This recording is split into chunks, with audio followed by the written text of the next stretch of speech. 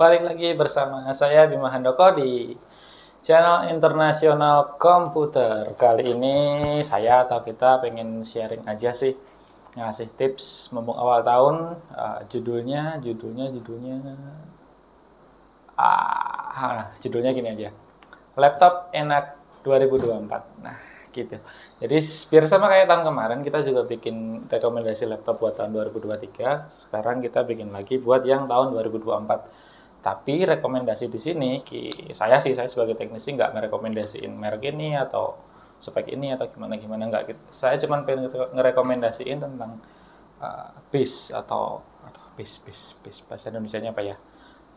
Maksudnya spek minimum yang udah enak dipakai buat kita punya laptop seperti itu. Entah buat apapun itu nanti kebutuhannya kan masing-masing. Cuman kira-kira ya kalau laptop kita udah pakai spek ini, nanti kira-kira udah lebih enak dipakai seperti itu.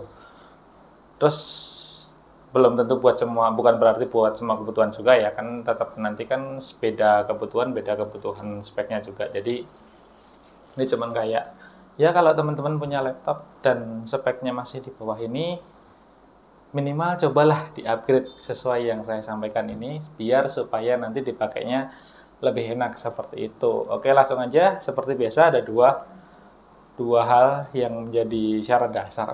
Gampangnya gitu aja, syarat dasar biar laptop kita enak di tahun 2024 ini. Yang pertama adalah tentu saja pakai SSD. Itu sudah kita bahas sejak bertahun-tahun, beberapa tahun ke belakang, itu bahwasannya ya sekarang eranya udah pakai SSD seperti itu. Pakai harddisk konvensional itu kayaknya udah terlalu slow, terlalu boles seperti itu. Nah, untuk SSD sendiri itu sudah sangat enak banget sekarang, semua laptop udah bisa pakai.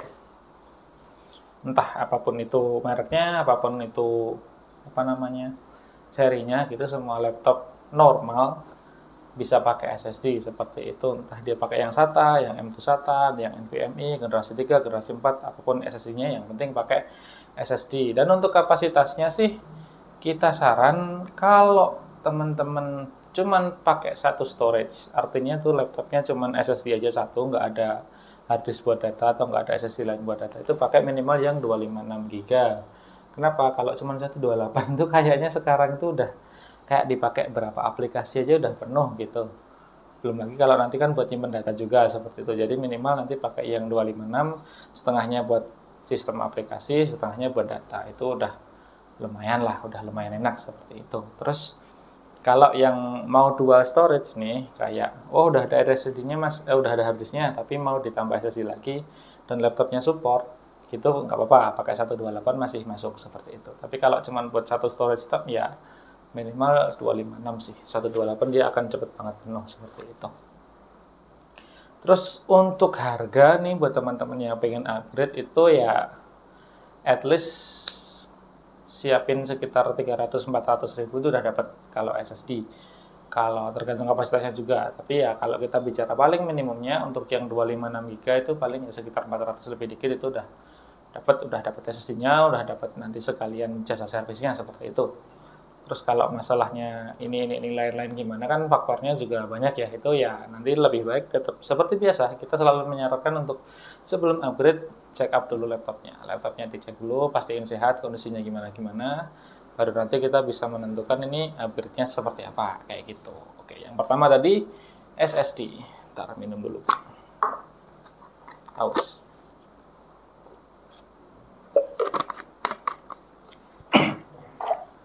Terus lanjut yang kedua adalah RAM. Nah, di sini perbedaannya dari tahun kemarin. Kalau tahun kemarin kan kita ngasih saran itu yang penting SSD sama RAM 4 GB. Kalau sekarang mungkin ya kalau bisa RAM-nya 8 lah. Kenapa 8? Kenapa nggak 6 ya? 8 aja biar bulat. Bulatnya RAM itu kan 1, 2, 4, 8 gitu. Kenapa 8 GB ya? Ternyata begitu ada Windows sekarang kan mostly semua aplikasi diarahkan untuk supportnya minimum di Windows 10, kayak Chrome gitu-gitu, dia udah ada peringatannya tuh, habis ini kita nggak support Windows 8 atau Windows 7, sebaiknya pakai Windows 10 seperti itu. Terus banyak juga sekarang udah pakai di Windows 11 seperti itu. Untuk Windows 10 sebenarnya di RAM 4 GB dia masih lumayan enak dipakai, tapi kalau kita udah buka aplikasi beberapa nih, dia biasanya di apa namanya, di idle-nya aja itu sudah sekitar 2, sekian giga yang kepake.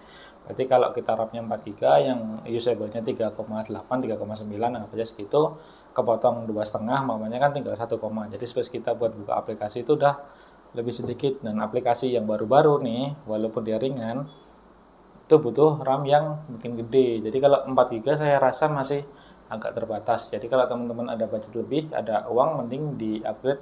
Cobalah dari 4 ganti RAM ke 8, nanti rasain sendiri bedanya kan seperti itu. Kayak mungkin kita prosesornya sih terserah ya, kayak prosesornya ya yang ada aja gitu. Karena ngupgrade prosesor kan nggak bisa. Kita harus ngupgrade laptop seperti itu ya. Kalau kita mau beli laptop sih tetap prosesor itu pertimbangan, karena ya kita prosesor dulu, kebutuhan kita seperti apa, prosesornya itu yang mana, terus pastiin pakai SSD itu udah wajib. Kalau laptop baru sekarang semuanya udah SSD jadi aman, terus RAM-nya diusahakan yang 8 GB. Tapi kalau kita mau upgrade prosesor kan nggak bisa di-upgrade, makanya nggak ada dibahas tadi masalah upgrade-nya aja, yaitu di RAM dan SSD.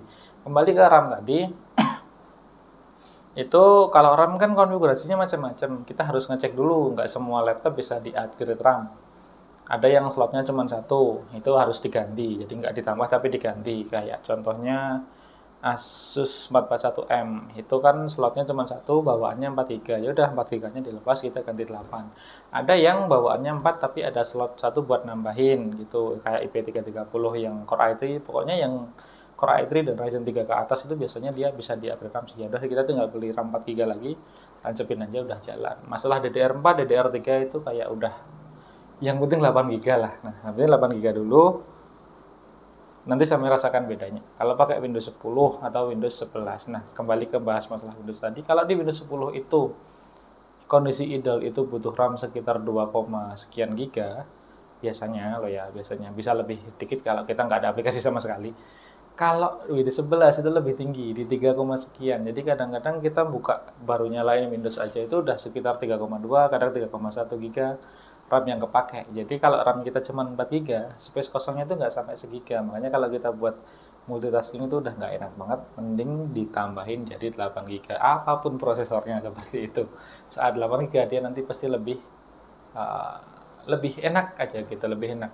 Masalah nanti apakah dia bisa kerja berat dan kawan-kawan ya itu nanti tergantung kebutuhan masing-masing ya. Yang jelas yang tak masuk di sini adalah biar lebih enak aja dipakainya seperti itu. Terus kalau masalah harga untuk RAM itu berarti spare budgetnya, kalau teman-teman udah punya RAM 4 GB mau nambah 4 GB lagi, untuk RAM 4 GB itu satu kepingnya sekitar 250-an lah, kurang lebih segitu. Ya paling kalau sama jasa-jasa servis, pasang, terus ngecek-ngecek gitu-gitu, anggap aja 300.000 itu udah cukup.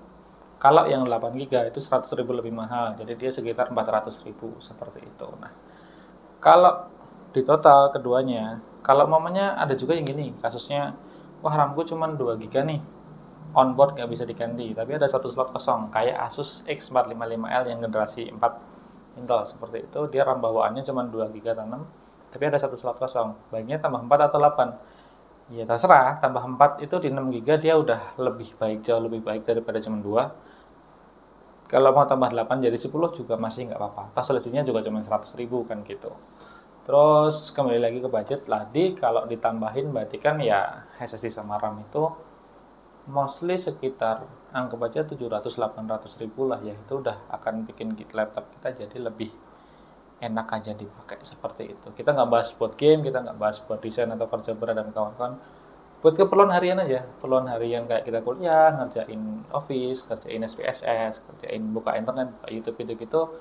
Cobalah kalau teman-teman spek laptopnya masih satu belum SSD, 2 RAM-nya di bawah 8 GB, coba aja di upgrade. 1 ganti SSD dulu, 2 kalau udah ada duit lagi mungkin coba RAM-nya dinaikin kalau bisa lah kan gitu. Nanti setelah itu rasakan bedanya. Kalau emang ternyata lebih enak, nanti ya bahasa anak gaulnya itu tank militer lah seperti itu. Oke, mungkin cukup sekian penjelasan dari saya. Terima kasih. Ciao.